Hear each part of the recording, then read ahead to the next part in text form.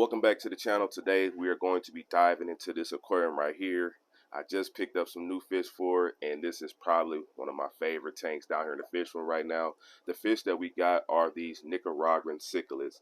Now these guys are a semi-aggressive to kind of peaceful fish. I haven't really seen much aggression on them, but people say they can be a little bit aggressive. That's probably more in spawning, but these guys are a Central American cichlid. Very, very beautiful fish. They do get big. Now, the males can max out about 9, maybe 10 inches, depending on your tank size, but the females stay pretty small and they get all the color like this girl right here. This is going to be a beautiful female once she grows. And the males will stay kind of more bland color wise. They won't get all that bright color on them, but they will get nice and big. And in captivity, these guys will grow a nuka hump.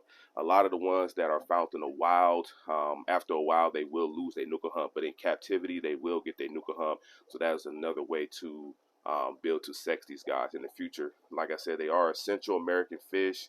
They're pretty peaceful. I have seen a little bit of aggression maybe when they eating. We'll put some food in here so you guys see what I'm talking about. They can be a little bit of an aggressive eater, but they're not necessarily like picking on the Congo tetras in here. But we'll see as they grow what they do. But they're pretty much an intermediate to beginner fish for people. So I think anybody can keep these fish. They do like a nice sand bed substrate because they don't really dig. I haven't seen them do much digging, but when they start spawning, they do like to dig and create little breeding areas. And they also like a lot of rocks where they can hide and stuff too. So when the lights is off, they kind of go in the rocks and then they come back out. But they also like a lot of plant cover as well. They are a omnivore, so they possibly could eat plants, but I haven't seen it happen so far. Maybe when they're spawning, they're really fired up, they might want to eat a little bit of plants. But I try to feed these guys pretty good. I feed them a lot of pellets. For this video right here, I'm actually feeding these guys some brine shrimp. It's just easier for me to feed in the video while holding the camera. But these guys are really, really, really good eaters. Super easy fish to keep. They can live in colder water. So if you like having colder water fish, they can get down to a little bit of a colder water. But I like to keep my tanks around, mid 70s, 80s. It just helps the fish grow. I feel like keeps the diseases away, like ick and things like that, and also keeps them fired up in the color because the warmer water really fires the fish up and get them into that spawning mode, especially like these Congo tetras. Look how good they looking right now. Looking great. So I thought these guys would be a beautiful added feature to this aquarium. I'm super excited to keep them, and we will be growing these guys out. For the people that's wanting me to get bigger fish, well, here you go. These guys will grow up to about 10 inches in captivity. They do require at least a minimum of like a 55-gallon at least, but they will definitely live in a larger aquarium and do probably much better in a larger aquarium. So can't wait to grow these guys out and potentially spawn them in the future. Like I said, they're not aggressive, super easy fish to keep, and I love them. And I just can't wait to get a bunch of females because the color of the female, maybe I'll pop up a picture right here on the screen of what a female will look like when she is fully mature. But just a beautiful, beautiful fish, man. So if anybody had kept these before or bred these, maybe leave some comments down in the comment section on some information for the people that are interested in this fish. But these are called the Nicaraguan cichlids, and they are Central American. Just beautiful. They kind of remind me like a Geovegas in a way, but they're not made. They're not an earth eater, so they don't really just spend too much time in the substrate. But they kind of look like them though. Beautiful. Beautiful, beautiful fish. So yeah, these are the new fish in this tank. It's probably going to be it. Probably not going to add more. If anything, I'll probably add more Congo tetras. But I'm not going to add any more fish because these guys will get pretty big. I did add a bunch of more plants to this tank as well. So you can see we got quite a few more plants. And I put some hornwork in the back here just to help with the nitrates because I added a bunch more fish. I didn't want the nitrates to just go crazy in here. So I don't know if I'm going to keep that in here long term, but we will see. Now that you guys found out about the new fish, let's talk about some different changes I made down here in the fish room. In this tank, I went ahead and planted some more plants. So we got some more crypts. You guys know crypts are my favorite plant. And I had a bunch of pearlweed. I just kind of put it back together and bunched it together and kind of just set it in one spot. And then I think I put a new little spot here. So trying to get this pearlweed just take off. because I would love to sell pearl weed. I don't know why nobody don't have pearlweed.com. I mean, just sell pearl weed because you can make a lot of money off pearl weed. It definitely does float as well, kind of like how this hornware does. You can float it just like this, and it will definitely grow. I also added, and I'm not sure if we're gonna be able to see them. Maybe if I put some food in here, they might get activated. But I put in a bunch of shrimp in here. I had put a bunch of calls in here of some near caridina shrimp. That word always gets me, near caridina shrimp. But they're all in here. So I'm hoping that the shrimp will breed in here as well. And we can have the stir-bys to breed in here, which I'm really going to start focusing on them because I really would love to breed stir-by cories.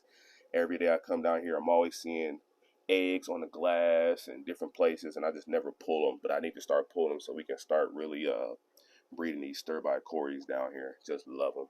And obviously we have our swordtails in here as well. I don't see any shrimp at the moment, uh, but they're in here. I put about 10, 15 shrimp in here, and they're pretty big too as well.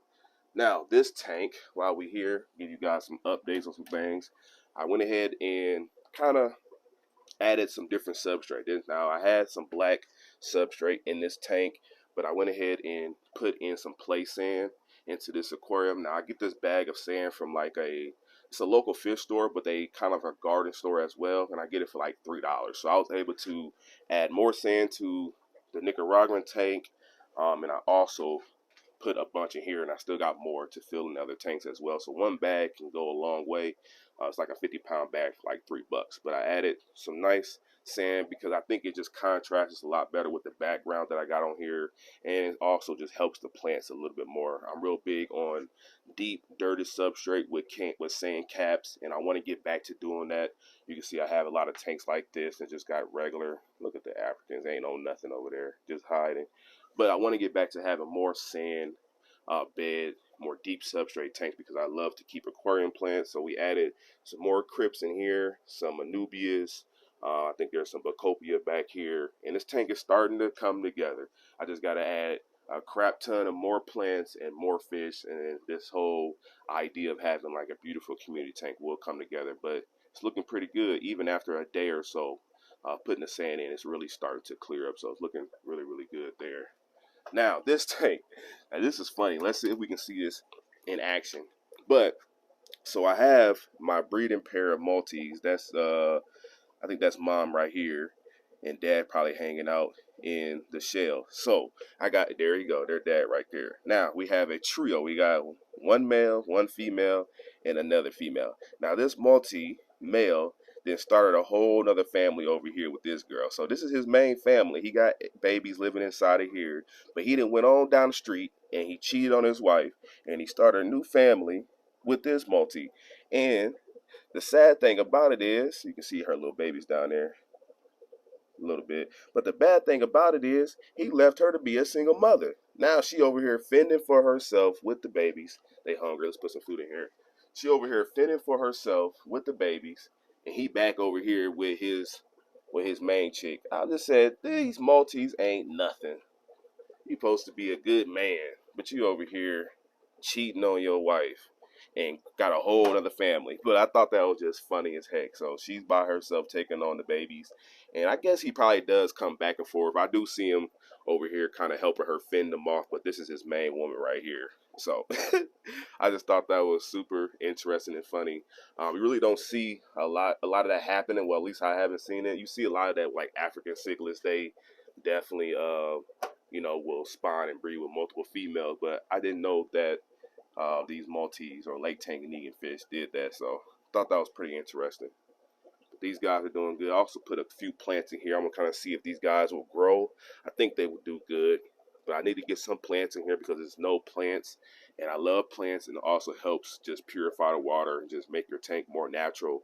It helps keeps the quality up. So trying to get more plants in here, but with these shell dwellers, they move everything around. You can see her little babies down here. Yeah, they're moving about. So after this video, I'm gonna get in there and really feed this tank because I want these babies to grow up. Now over here, I'll give you guys an update on this tank while we're here. It's doing really good. I was getting a lot of algae, a lot of like diatoms in this tank when I first set it up, And the way it look on camera is not the way it look in person. I don't know, the camera just don't pick things up very well. But the electric blue cars are doing good. They looking nice and hungry. I guess we can feed them too. Hey, this then turned into a little feeding video. But we got the electric blue cars in here doing good. The plants, you can see this hornwort is almost at the top of the surface, which is great. This crinum, I thought this was going to die, but it's starting to come back. And I think I got like a little sword in the back. It looks like it's melted. But if you look in the middle of that plant, it's starting to get some new green. So a lot of the plants, they die back and you start to get some new growth. And like this plant over here is called it's not pearlweed, but it is some type of plant. You can see it kind of died back on me. It's not doing good, but everything else is doing good. That's why I love keeping cryptocorn plants, because they do so well in my aquariums. I don't have any issues with them, and they do really good. But just a quick little update on these guys. Give them some more food. Little update. And let's feed the Nicaraguans a little bit more. Now, you guys can let me know in the comment section, what do you guys think about these? Did we take a W on these fish? I definitely think we did. I think these are awesome fish to add to our collection, to monitor, to watch. Just super peaceful fish. Oh, and a fun fact I found out about these guys. They will cross with a convict cichlid. So that is very interesting to me. I'm curious to see what that fish would look like. So who knows? I might try to cross these with some convicts down the line, because I did read that these guys do cross with convict cichlids, which will be a wild looking fish, because these guys got so much color. So imagine all the color in these fish with a convict cichlid. That'd be a dope fish. Probably a mean and nasty one too, though. These guys are doing good. Now, I was gonna do this on camera, but I'll do it off camera because I want to focus and make sure it's done. But I have my babies, and you guys can't see them. Maybe you can, maybe you can't. You can see a little bit of their silhouettes in there, but tons of baby bristlenose plecos. So today I want to get all those guys out of there and get them into a breeder net and get them situated so they can start growing up like their counterparts over here. I'll put some food in here. I need to feed these guys anyways. These are my little lemurs. But yeah, so we're working on that, and we got tons of new babies there. The egg sacs are gone. These guys are ready to go. So super excited about that one. Look at all these fish in here right now. That's crazy. Let's feed them too. Tons of little inler guppies in that tank. Crazy. But yeah, so that is pretty much it for today's video. Just wanted to give you guys a little quick look at our new fish. Definitely love these guys. Can't wait to continue to grow them up and see what they mature into. And I think it's going to be super dope. They getting nice and fat so far. So let me know in the comment section, did we take a W on this one today? Because I definitely think we did. And this tank looks super natural and beautiful. I love it. I ain't going to lie. It's just perfect for me. But I'm out of here. Catch you guys in the next one. Hit that like button, subscribe, do all that good stuff.